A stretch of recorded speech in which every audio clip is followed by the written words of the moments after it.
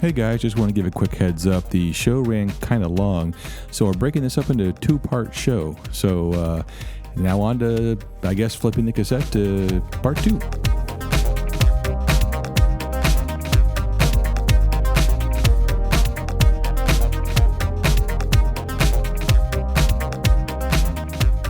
Okay, so... Also, patrons, you may or may not see the stuff we did before there because the audio was a mess. So anyhow, back to... Hey, speaking of the Jeep show, I do want to give a special thanks to Naomi Thomas.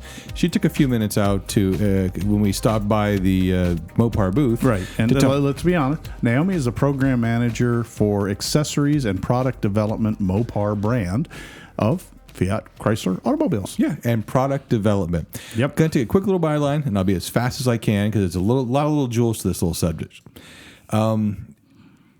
Basically, I lost my train of thought. I'll get it back. But here's what we got. It's really cool that we all have a 20-year-old TJ, and everyone says that the TJ should have died a hero's death. None of this four-door junk, and blah blah blah. V6 motors, blasphemy, the whole 9 yards. Yeah, minivan motors. I've heard enough of that. You've heard enough of that. So, anyways, real Jeeps have 2 doors. Blah blah blah. Here's the deal. Jeep is in money to sell Jeeps, not shake your hand because you have a 20-year-old TJ. Yeah. I love my LJ. Don't get me wrong, but everyday driving, the JK is nice. Mm-hmm. Things progress. Emissions changes. Let's face it, sales shows that we may talk 2-door, but we buy 4-door. Exactly. And thank you for putting that in a much more succinct way than I was going to go. And Naomi made it very clear to us that Jeep hasn't made a truck since the 70s. And ripping off this Band-Aid. Okay. And so they don't really have current market data on what we might like as a truck. Yeah. Now, what they do have is lots of good sales data between the 2-door and 4-door Wranglers. It's like almost like 1/10% or something. It's some very low. small number for the 2-doors. In fact, there are a lot of Jeep dealerships that aren't really, they may have one 2-door for the entire lot full of 4-doors. It's a sport shoved in the back that no one wants to buy. Right.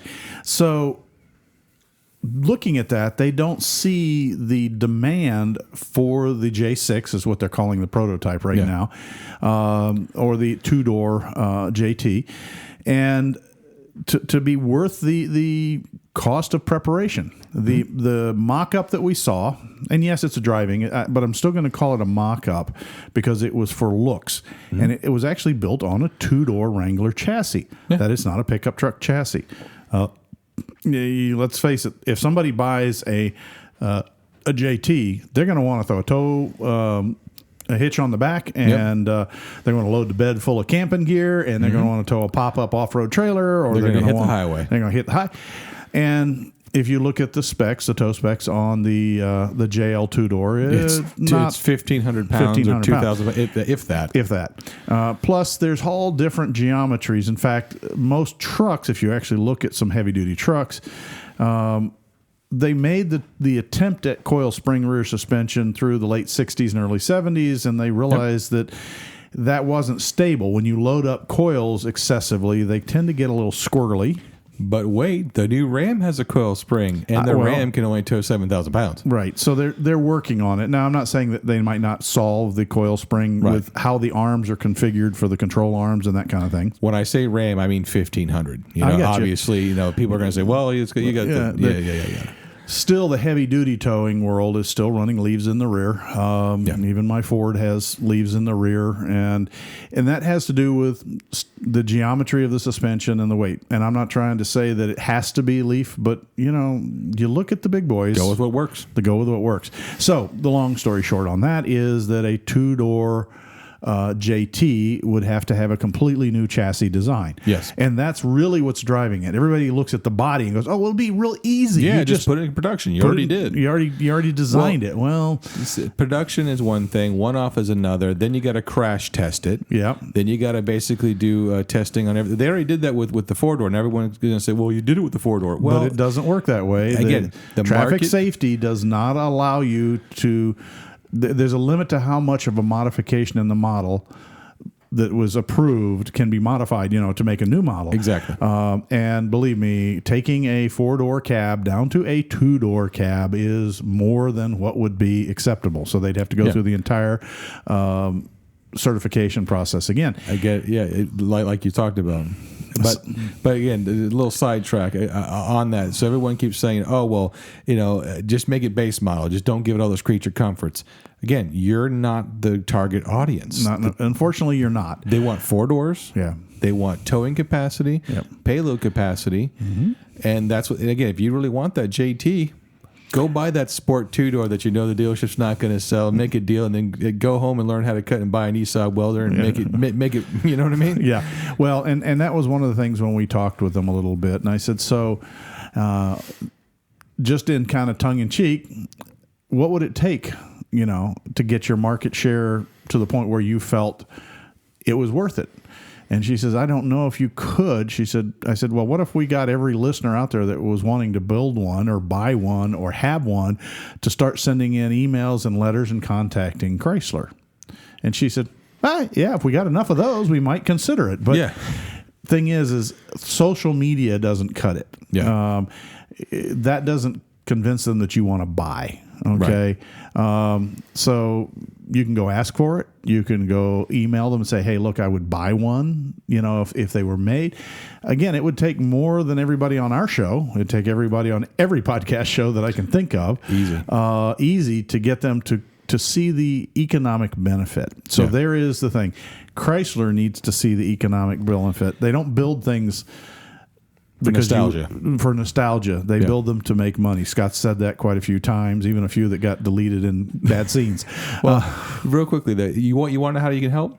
Simple. If your neighbor wants to buy a Gladiator, absolutely do it. You want to buy a 4-door JL or 2-door JL? Buy it. Yeah. Be supportive to the new people coming in because, again, they have a different mindset than you. If they spend money, it gives more money to R&D. It gives more money. It builds the brand. These people may realize, like I did, I had a YJ, bought a JK, and said, you know what? TJ's a sweet spot for me. I went backwards in technology. Our friend Dave Meyer to the show, he's got a 65 or 67 wagon. Right. He went backwards in technology. So if you embrace those new people with the 4-doors, the JLs, the new technology, bring them in the fold, bring them in the family, and get them excited about old iron, old technology. That'll bring up the nostalgia. That'll bring up the sales numbers. That'll bring up the market share to where which is how truck, the JT came to light. Exactly. So, there is always that cinder of hope floating out there that enough people. Now, if you just absolutely gotta have a J6. I just thought of something, but go ahead. You can buy a JT 4-door, call up one of your custom fab shops and say, shorten this sucker for me. Even better. What's that? Get yourself a wrecked 4-door Gladiator in the front, buy the bed off of it, get a 2-door JL. You got a bed. The biggest problem about buying and making a Jeep truck was the bed. Well, we now have an access to a Jeep bed. Well, yes, but you also have to close in the back of the cab. Well, and that's different. It doesn't have the wheel cut. Good point. Okay. So that's why I'm saying you either you need to fabricate it yourself, or you need to find someone who's got the skill to fabricate it. And after seeing a cab and a half and the J6, there are people out there that can do that. Think how unique that would be. Didn't Brandon? Oh no, it wasn't Brandon. Who was the gentleman at Tony Carvalho? He built that in what, 3 months, 3 weeks? 3 weeks. Yeah, 3 weeks. That custom. Now he had a shop working with him. Yeah, but he did a lot of the work himself. And laughing, we didn't say it before, but he also told us that he stressed over the colors. Well, and one of the cool things is we've all seen the horror stories of Sema builds for all the trucks and all that. Kevin and I poked our head around his truck. That thing had no problem doing what it had to do. That thing was built and come correct. Yeah, and it's been driven. And it had the witness marks to show that it had been driven hard. Oh, there's a reason why he did his Ackerman angles, because he wanted to make sure it handled when he applied the skinny pedal. I joke, a lot of the you could tell the Trailer Queen Princess vehicles because the tires still had their molding nubs on them. Yeah, this did not. No, this didn't have any. This still, you peered up in those funny little places, and you all, if you clean your Jeeps, know where I'm talking about. Mm-hmm. Around the bumpers and the rear fender and the little returns in the bodywork that get packed with dirt and mud, and unless you specifically go up hunting for cleaning those spaces, it's there even if you polish the outside to a glowing shine. Yeah. His had mud up there. Yeah, not just mud, a little bit of burnt rubber too. Yeah, he did. The Hellcat motor. Hellcat's pretty awesome. And those were not small tires too. No. So I guess what we'll do is, in wrapping up the long segment of the show here for this part, is say that we're not done with the SEMA. We're not done with the SEMA information. We've made lots of really cool contacts that are going to give us more information, more in depth. So we'll be bringing you further shows. Just don't ask me to walk anywhere for a while. Yeah. When you spin the green ring on your iWatch so many times it turns plaid, that's when you know you've... So we're going to go over and do a very short garage segment because there was a SEMA relationship to the garage segment, kind of a throwback to a show that we did just not too long ago. Yeah. So, Scott, dig out that pirated remote that you've been hiding all these years, open the door, and let's get on with it. I have no idea what you're talking about. Click. No. Hey guys, we didn't plan this. Wait, hold on. I got to do it with my kid. Hey guys, we didn't plan this. No, so we're tired. We're still catching up, man. Jet lag. You got to remember this. We're recording this on Tuesday night. I didn't get home till Sunday morning at 1 a.m. And between me and you, the Patreons, I finally sold my house. So I had to move again in a way. We'll get to that later. But anyways, hey, Kevin, I got that garage door up for you now. But you know what? I hid that remote somewhere in your office. Well, you're not going to find it. Ha ha. Sure. I'll just get out my little radar device and, find the... Yeah. Hey, guys, quick garage segment. 2 parts to it, but the first part's SEMA related. Several shows ago, I talked about the dead battery in my TJ. And we also did the little Easter egg video afterwards for the Patreons that showed me replacing the failed multifunction switch that shorted out, killing the battery. Yes. All right. And one of the things I talked to you is about was the chargers and the fact that I learned the hard way, if your battery was below 6 volts and you have an auto selecting charger like I do, it thinks your battery's a 6-volt battery. Hey, it's 6 volts. I'm going to top it off. There you go. You're good to go. There you go. You're good to go. So my battery was down to only 5 volts. Actually, it was probably 4.8. And ding, done. It said, yeah, I'm done. And I'm looking and I go, what's the voltage? And it was saying the charger was putting 7.2 in and it got up to 6 and kept I'm at quitting. 6. And I'm going, okay. And I talked about jumping in another good battery to boost it back up to the level that the charger would recover.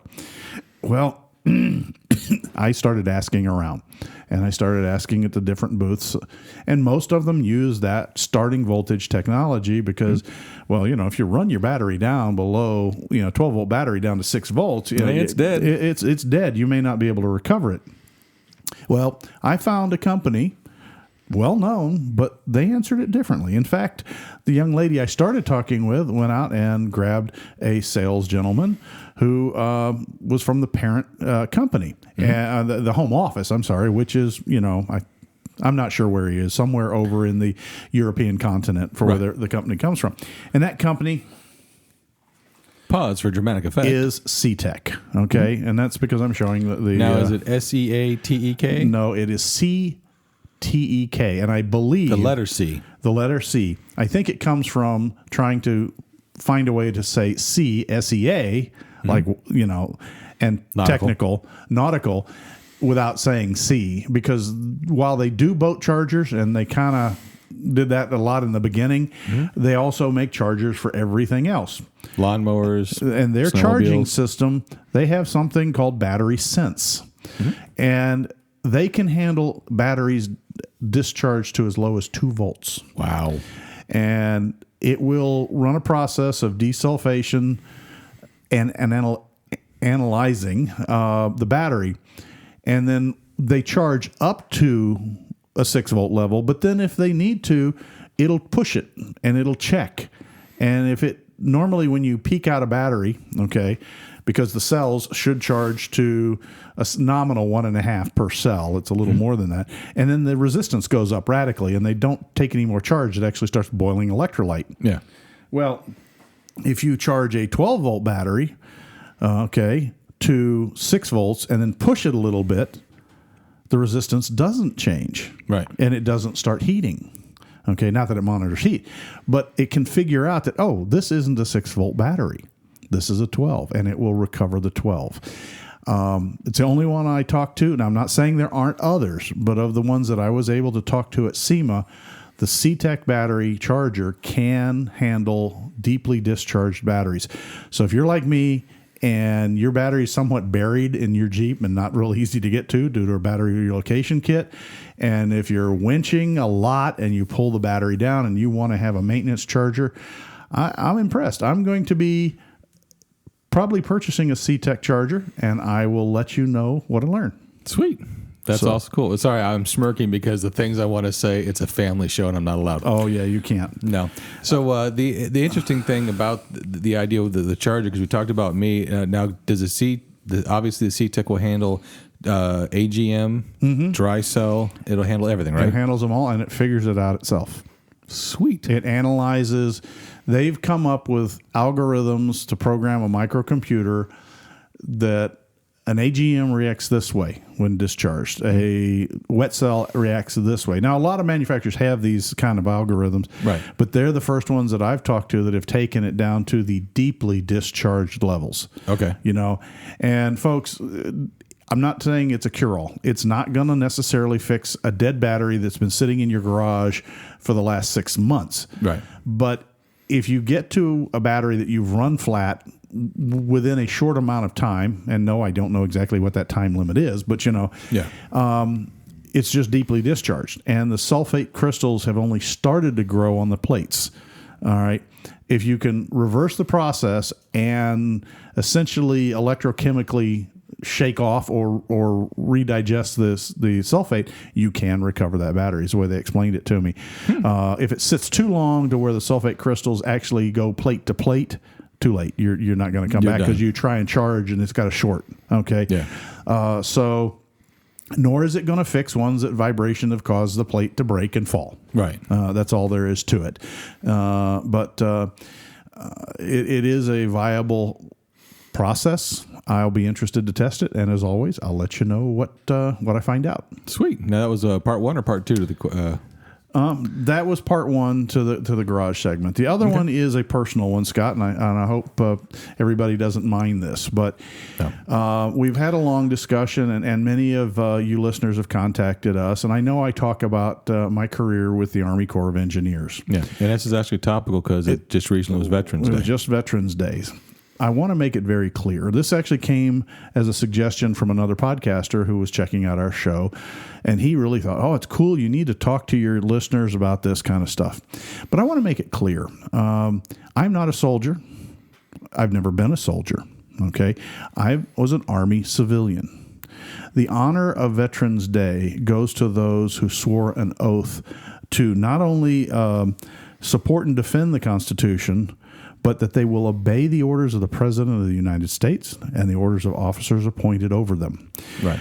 My oath, I did swear an oath, folks, and it was the same, to support and defend the Constitution. But it changes a little bit, and it says that I take this obligation freely without mental reservation or purpose of evasion, and that I will well and faithfully discharge the duties of the office that I'm about to enter. And the difference there, folks, is, yes, I will tell you, I was deployed and embedded into various military groups, but I was not issued a weapon. I was always under the care of the soldier. Right. My role in the Army was to support the soldier, to provide him the facilities, the Air Force's landing strips, Marines, and their training centers in Iraq to do the reconstructive efforts for them so that they can do their mission, which is to protect myself, my family, my friends, and my country from aggressors. And if necessary, take that aggression back to them. Okay. Right. I will never, I appreciate the wishes and the thank you for your service. But I want to be honest with everybody here. The honor goes to the soldier, the person that walked point, the person that charges in and not away from combatants. Okay. Mm-hmm. While I was honored to support them, I am not one. So just keep that in mind. All right. Okay. I am an engineer. I have been trained. I've supported the Army my entire career. Army of one, you pick the thing. But in my world, as an Army engineer, I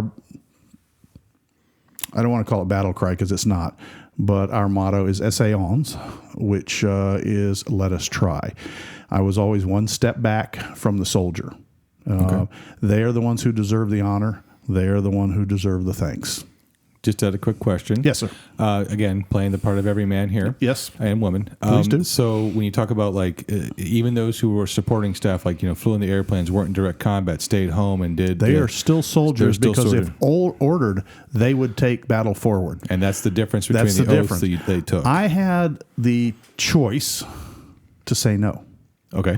That is probably the biggest, aside from the fact that I wasn't armed, difference is they didn't have a choice. They had, when they took their oath of enlistment, their oath includes obeying the order of the president and their superiors. So that includes file clerks, doesn't matter. It doesn't matter. Every soldier, whether you're talking about Army, Air Force, Marines, Navy, even the Coast Guards are trained to bear arms and take battle forward if necessary. Okay, even the cook and the guy peeling potatoes, to use the euphemism. He could take up arms. He can take up arms and take the battle forward. Okay. I was never or she. Yeah. It doesn't really matter. That was not my role. My role was to make sure they had the arms, that they had the equipment, that they had the training facilities to learn how to use those equipments, to make sure that the command centers existed where their superiors could get a hold of them and monitor, and a lot of things I can't talk about. Okay. Right. But that there's a difference there. Well, just out of curiosity, because when people hear the engineer, when I first met you, I thought the same thing. What's the difference between a combat engineer and what you did? Because it kind of almost blends its way. And if you think about it, and we actually work together. All right, because let's face it, to take something apart, you need to know how it's put together. Right. So in our world, in the Army Corps of Engineers. There's actually three sides to it. Most people are not aware of that. And there is the combat engineer. Many people call them sappers. That's just a colloquial term. That's a side of it. The guys that go blow up stuff are called sappers. There is the well-known side of the Corps of Engineers that do dams, river dredging, maintain the Mississippi, heavy beach nourishment, kind of stuff. And that stuff. And there's a smaller group of us that are there as support to the military. I have roles, stateside I had roles. I was in charge of the programs to build, construct all kinds of things at various military bases, make sure that things were operating properly. The civilian engineer also fills a key role to provide continuity.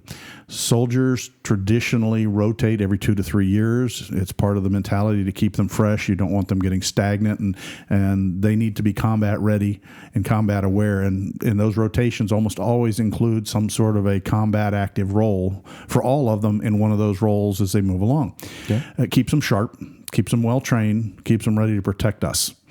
But on the other hand, engineering is one of those things that when you go and want to build a runway, you might get it done in one engineer's time, but the design, then the construction and commissioning phases usually are longer than a military officer can hang in one spot. Right. So civilian engineers do that role. We do the continuity role is one of our key features on the MILCON side, and that's the short for military construction side.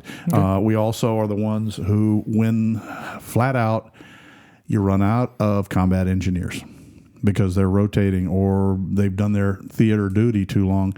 The Iraq issues in Operation Iraqi Freedom, it ran to the point that we were running out of combat engineers. So they started saying, okay, the combat engineers that we have there are going to be focused on the combat side.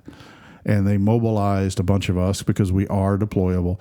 And we took forward and actually went to the forward operating bases. I spent time in Fallujah. I spent time in Baghdad, traveled all over the place, and took part in planning as well as construction, reconstruction, the Hearts and Minds is what they call it, where you met with sheikhs and amans to decide who got what as far as thank you for not shooting at our troops. Right. While the combat guys went out and did the dirty work. And it's a tougher time because I met a lot of young men who didn't come to dinner that night, unfortunately, because of what went on. But I was human cargo to those people. You know, they took me out, they took care of me, they made sure I made my meetings, and then they brought me back. But other than that, I did not play a combative role unless then a few times we got into some situations where few commands were issued to get me the you-know-what out of there. Right. So the honor, the glory, and the thanks go to those who walk point, that carry a weapon or can carry a weapon, that defend our freedoms. And I just want to make sure I do not request nor feel I deserve that honor. That is theirs and theirs alone. Yeah. All right. So let me get off the little stool, the social commentary stool. Well, you did follow up with, I guess you had your own sayings. Yeah, other than the civilian oath of office and what Scott's pointing to, and let me see if I can get it here, was in the engineers, we do, particularly the combat side, have a secondary oath that we do swear. It's voluntary. You don't have to, but most of us do. Mm-hmm. And I'll read it to you. As a professional engineer, I dedicate my professional knowledge and skill to the advancement and betterment of human welfare. I pledge to give the utmost of performance, to participate in none but honest enterprise, to live and work according to the laws of man and the highest standards of professional conduct, to place service before profit, honor and standing of the profession before personal advantage, and the public's welfare above all other considerations. In humility and with need for divine guidance, I make this pledge. I still hold to that pledge today, even though I've been retired for 5 years, because, you know, and I'll go back to a conversation that I had with two of my friends, and one is an airline pilot, retired, and the other is a doctor, still practicing. Yeah. And we had a discussion over, you know, risk in life and that kind of things. And some of you may not know all the references I use, but you can Google them. A doctor makes a mistake. Potentially, how many people die? One. Pretty much one. Yeah. Some cases you may get a couple more if it's something, you know, viral, but one. An airline pilot makes a mistake. How many people can potentially die there? Depends on the size of the plane. Yeah, but it's the few hundred in the aircraft. An engineer makes a mistake. How many people die? Hundreds, thousands, Bhopal, millions. India was a classic example. One engineer made a mistake at the Dow Chemical Factory, I believe it was, and gassed an entire town. Yeah. Okay, and was he guilty of homicide? Well, they found him so, but was it intentional? No. But engineers are charged with not making those mistakes. So to that end, I find the oath a reminder to me. Second best isn't good enough. Right. You know, I'm going to give the best answer I can give. I'm going to do the best work that I can do. I'm human. I make mistakes. You know, I'll be the first one to admit it. But that kind of is what drives Kevin. So, but the focus of this isn't on Kevin. It's on the fact that Veterans Day is for those who wore the uniform. They honored me, allowed me to share the uniform for a short while and wear the flag on my shoulder. But that was an honor and a temporary situation. Right. But the true honor goes to our fighting men and women who protect us every day and our freedoms. Yeah. And with that, thank you much. Sorry for a weird little ending to a long diatribe on Sema, but I felt I needed to bring that up. No, and that's good. And it personalized people, you know. It lets a window into Kevin, you know. Maybe one day we'll do a window into Scott. Unfortunately, that probably will have to be a Patreon exclusive and non-PG, but, you know. See the previous videos about my Garfield licking the window on our outro video. So again, there's nothing wrong with that. Nope, not at all. Nothing wrong with that at all. But again, we have gone a little long. Well, this will be a 2-part show. Yeah. So if you're listening to this, you figured out how to flip to the B side. Yeah, cassette. You know, just, if you don't know what a cassette is, ask your mom or dad, or your aunt or uncle, whatever. We do want to take a quick little sidebar to say thank you very much to everyone. All of our listeners. Yes. Our Patreons, they're very near and dear to us. And again, we talked about this. But all of our listeners count because without the listenership, we would have not been invited to come out and see Sema. We would not be sitting here talking to you right now. No. So, no, we wouldn't be a show without each and every one of you. Yeah. And a very big, extremely special thanks goes to Juan. Yeah. You know, him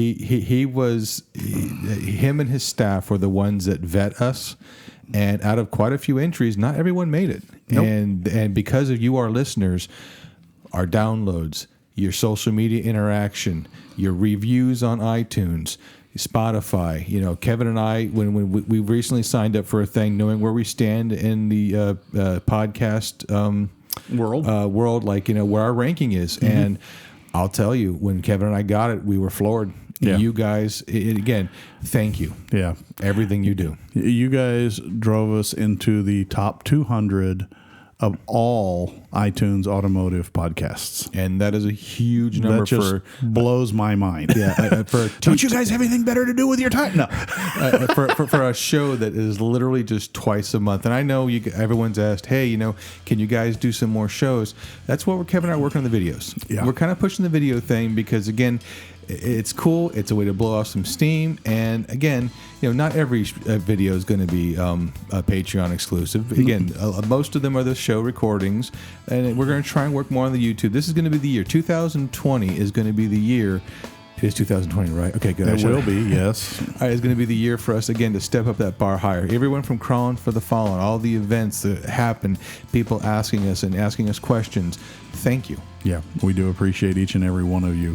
Yes. So with that, Scott, please close the garage door. Okay, hold on. Oh, yeah, getting a nice cool front. And by the way, for our northern listeners, I almost said viewers. Oh, my goodness, the videos we did. Be very careful of that snowy weather. Be careful. You know, the first couple of snows are always get that snow driving skill back into place in the mind, and pay attention and keep an eye out for the black ice and glare ice. Yes. So I have had my fair share of incidents with that. So while we're going to talk about snow, be sure to lock those hubs. Put it in 4 low if necessary. And remember to take nothing but pictures, trash, and your memories when you leave the trail. He's mixing up the order on you folks. But darn it, I thought I had it. I really thought I had it. Trash. Patrons, I'm so sorry. Trash is the punchline, but hey, you know, as long as they take it. Yes. As long as they take it. I don't care what order it's in. On public land.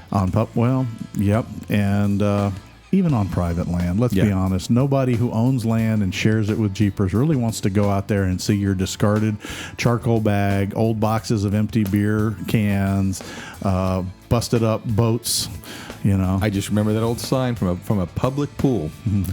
We don't swim in your toilet, so please don't pee in our pool. I don't off-road in your trash can, so don't, whatever that works. Dump your trash in my trail. My trail. So, exactly. Enough said. We've already subjected you to a very long 2-part podcast. Thanks for listening. If you haven't gone to sleep by now, but you know, here, wake up. We're leaving. Bye. Bye. Proceeding has been provided for entertainment only. Proper service and repair procedures are vital to the safe, reliable operation of all motor vehicles, as well as personal safety of those performing those repairs. Standard safety procedures and precautions, including the use of safety goggles and proper tools and equipment, should be followed at all times to eliminate the possibility of personal injury or improper service which could damage the vehicle or compromise its safety. What he said. Thanks a lot for listening, guys. You guys have a great day. Bye.